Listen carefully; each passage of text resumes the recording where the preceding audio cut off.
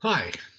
Well, I would like to share with you an experience. This is one of my different forms of cosmic type experiences that was really as a result of practicing and wanting to attain a goal. This is, by the way, really in and out of more or less 25 to 30 years of practice, going in and out of one particular focus.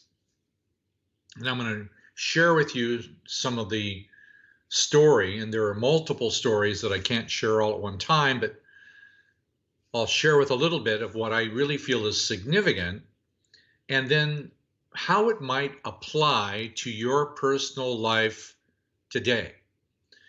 I'd rather be able to share with you experiences that you probably weren't inclined to try, and probably sometimes better that you didn't on some of them. So, the ones that have been most meaningful and have worked for me, I would really like to share with you. And I really believe these recent ones can be applied to you now with a greater accuracy and a greater usefulness. So, this one has to do with my intentional practice of humility. So going back some 25, 30 years and the practice of the birth order and the iris, I really came to the strong conviction that it had to do with the one boy principle of the very first step that a man would make on a journey of 6 steps. I say 6 steps because there are 6 grandfathers in the family tree. There are 6 grandmothers as well. But part of that journey is I was wanting to practice what would be theoretically the very first step. And I had the opinion, now I've changed that opinion many years later, that the start of the day was midnight. I'm still with the start of the day having an influence at midnight, but I personally now feel the start of the day is sunset. Now, the difference for me was practicing it at midnight. Midnight began the increasing day length of the day. So the day starting at midnight. So I'm practicing that because I also had the experience it had to do with the breath. Then later on, I realized that it was part of the Chinese system of 2 hours sequences, and that was the lung meridian. So that was the reason why I was practicing breathing, focus, imagination, feeling, and the one boy being mother's father. So I'm really practicing it. And along the way, I started having every few months, I started having an experience. Now, I know that some of you've heard this story before, but I'm wanting to ask you to consider it again from a different perspective and with a little bit more detail. When I started doing this on a regular basis and asking, begging, praying for the actual experience of the truth about humility, what there came was I had an inner vision that became a series of visions of the same kind. And in that vision, I first saw myself trying to walk across a very deep chasm, a canyon, very dark, on an old rope bridge that was fragile and frayed. And it was a little scary knowing I had to cross this on this rope bridge. And I had one hand on one rope, and then the parts beneath me, the little planks weren't very strong. It felt like you could fall through in any moment. And yet I'm moving across, but I never got across before the vision ended. Then I would start to meditate again. I'm encouraged by having the vision. And to my surprise, I came back to the same location, but this time the bridge across was just a little stronger than it was before. Now the sides were stronger, the planks were a little stronger. I could move a little bit more. It still feels dangerous. There's still an abyss, and I'm moving across with more enthusiasm, believing in all that I was headed in the right direction using the right approach. Every time I came back, that bridge got stronger and stronger and stronger over multiple times, to the point where the bridge was very strong, a little wider, and all the planks were very strong, so I could move right along. And then when it felt like I was almost over to the other side, it started to take a spiral clockwise to the right, downward, and I could see that it was going to be a spiral. So now I'm across the abyss, which I'm very excited about. But now I'm going down, and now instead of a bridge, a rope bridge, there was something of a stone bridge or stone steps. Not so smooth to start and not very light, but gradually they got smoother and lighter in color, and they almost looked like marble. And I kept moving because I like this. First, it was just one step per step, and then it became like 3 steps and then a step, and then 4 steps and a step, and then 5 steps and a step, and I started going down. But as I got down, everything got lighter. Instead of being dark all around me, it was brighter. And the light was a phosphorus blue light. And I'm excited because now the handrails on both sides were some kind of color like brass or goldish color, and I couldn't quite reach both of them at the same time, but pretty soon that brashish color turned to gold. And now it was quite wide. It was nearly, well, I'd say 5 meters wide, and the stones were pure white, and they weren't stones anymore. They almost felt alive, like I was stepping on material that was like bone, which later on, by the way, becomes significant to me. And I kept moving and moving and moving and kept coming back over a period of many months. And then finally, just when I think I'm going to get to the goal. Now, the goal of this was to achieve a state of inner humility, because the inner humility that corresponds to the one boy would be the personal instrument that one person could begin to open by desire, and it has to be a strong enough desire that humility would be the capacity to be able to feel more, the dilating instrument of wanting to feel more inside my own soul by practicing this very first related to breath, aspiration, inspiration tool called humility. And I'm thinking, okay, the way to go to higher consciousness makes sense. It needs to be humility, right? No. This is why I'm trying to save you some trouble. 20 years later, and I arrive at a place where it is a pure white gold step and an abyss. But below my feet, it's hard to explain how it's below my feet while I'm standing on a step. I can feel this white ball 1 meter below me, roughly, and the ball is not quite 1 meter in diameter, and it's a ball. Now, I know this is weird. It's still weird to me. What is a white ball, which apparently is my goal, doing under my feet in the earth? And I can't go any further. Very clear message. You've gained a lot by coming this way and developing your inner world from a ragged bridge to this very beautiful place, but sorry, you've come the wrong way.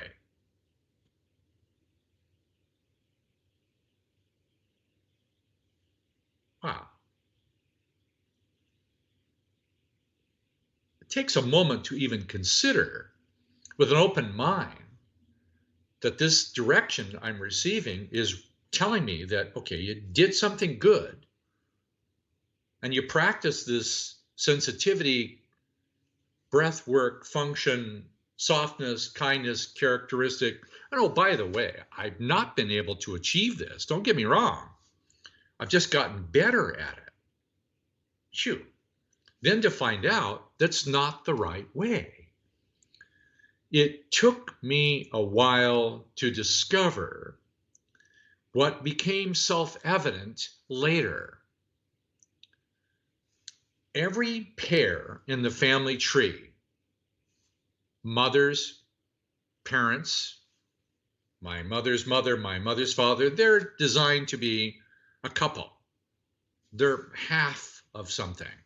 Each one of the grandparents, great-grandparents, they're pairs. On the father's side, they're pairs. So in this situation, over many years, what came was they're a pair. Oh, he's the yang, she's the yin, meaning my mother's father is masculine, my mother's mother is feminine, and they're going to have some kind of union to create my mother. Okay. And then part of this was, and I'm still exploring this, the inner feminine of my being holds the feelings, the memories, the consciousness, and then the outer manifestation is my masculine. So if you think of it like a tree, the roots are the inner cool yin. The relationship is the trunk, the branches, the outer expression of the yang. Now, if you turn that sideways, mother's side is right brain, for those of you who are willing to use the right brain approach, or yin. Father's side, masculine side, is the left brain, or yang. So the outer world is yang and the inner world is yin. I know this sounds like a lot, and I'm still working on it. The weird thing is the access to everything apparently is on the mother's side of the family. Later on, what comes is number one, grandfather, mother's father, is married to and empowered by his wife. That is a whole story unto itself, that the two-girl experience of inner feeling is the feminine that feeds the masculine. So feminine feeds masculine, feminine feeds masculine.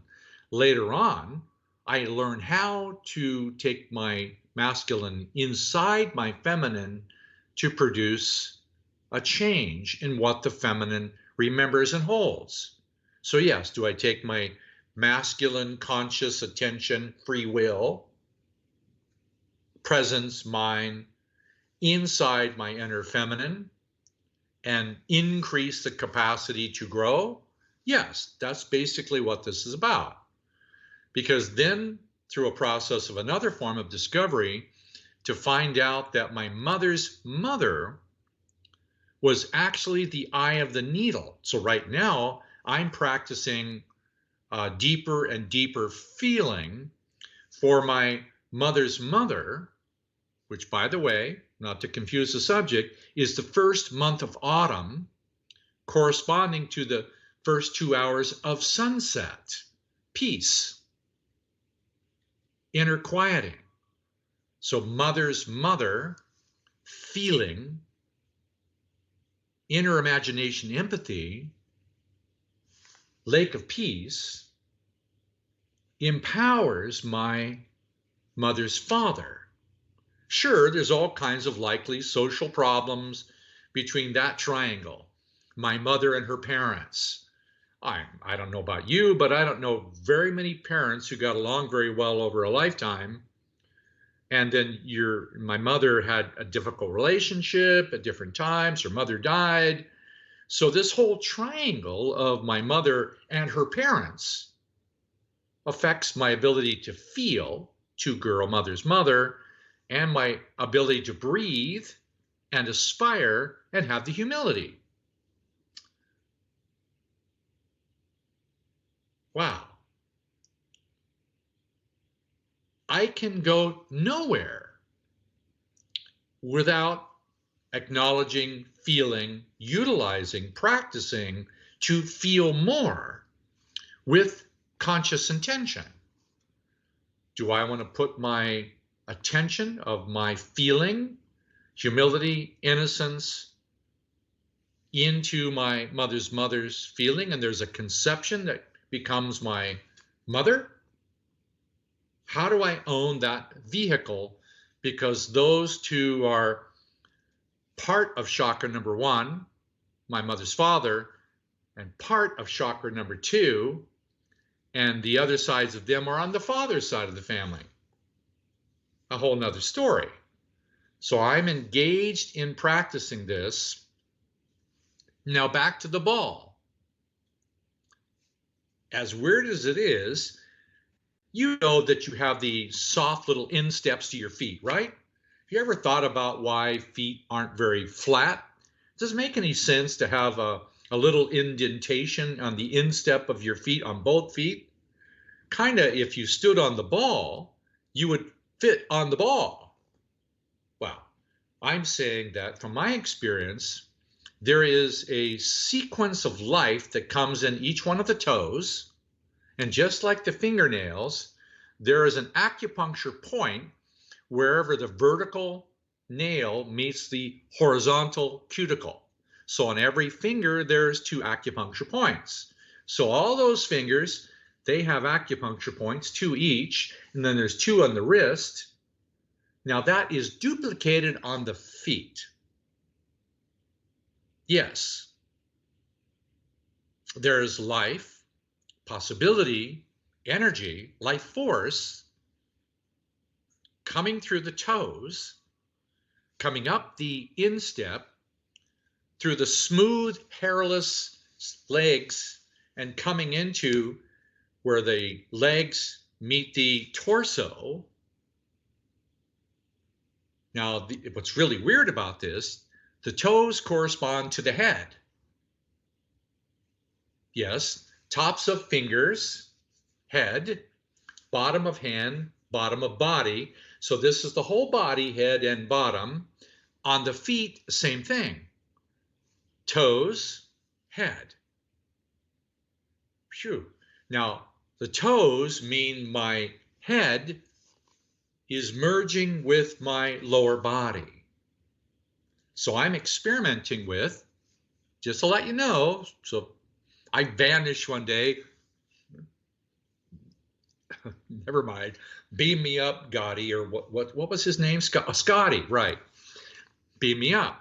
So I'm experimenting with how to feel and ask for the truth about the innermost innocence, humility, softness, kindness, and how to move that through my toes, up my instep, merging it into my number 1 girl lower bone, torso, pelvic cavity, and moving that up to my heart and up to the branches of the tree. From the roots to the branches. Okay. If you didn't like strange things, you probably wouldn't even be listening to this. So I know you understand some of this. So I'm kind of excited because I don't claim to understand it either. But I am experimenting with increasing degrees of the desire to infuse it with some passion. Because I think basic soul-based passion to want to progress or feel makes all the difference. If you're sitting around not doing much, meditating once a week on something, you're just, not doing much. I would suggest just try a few things. So go ahead, feel the one boy presence of this month, first month of winter. If you're in the Northern Hemisphere, feel it, take it in your toes, move it up your legs as slowly as you like. I like the speed of about honey. You know, I like a slower feeling. I like honey because, well, it's sweet. And bring that up and bring it into the pelvic cavity. And I'm looking to merge it into my bones because that's the one girl bridge into the bones. And then move it up my spine, up to the heart, and then slowly move it up into the head. And depending on the time of the day, I could take it into my pituitary, or I take it into my pineal. And that's what I'm doing. How to feel this. And just before I go, I'm enjoying it the most by having a person that I can share it with. Yeah, I like to do it alone, and I have interesting experiences, but sharing is caring, right? Share. So I have a friend or two, or more, that I'm practicing all of this and sharing it by sending it to them inside me. You know, I don't send it to Australia or send it to Brazil or send it somewhere else. I don't send it out. I send it in. Feel it, go to my heart, take it up, feel them, see their face, shower with them, just shower them with the beautiful functions of it, ascending or descending, usually 5 seconds to 30 seconds, and then move on. They know it's coming. They don't know by what time, they don't know in what nature, but we have agreed to learn how to share life. I'm sharing with you now. It's more on a technical, intellectual basis, but I am sharing at least the understanding or the logic about why I want to do these things. I urge you to experience the desire for the living innocence beneath your feet. And if you have some experience about this ball beneath your feet, educate me. Help me understand what your experience might be. And if you find something, share it. See you soon.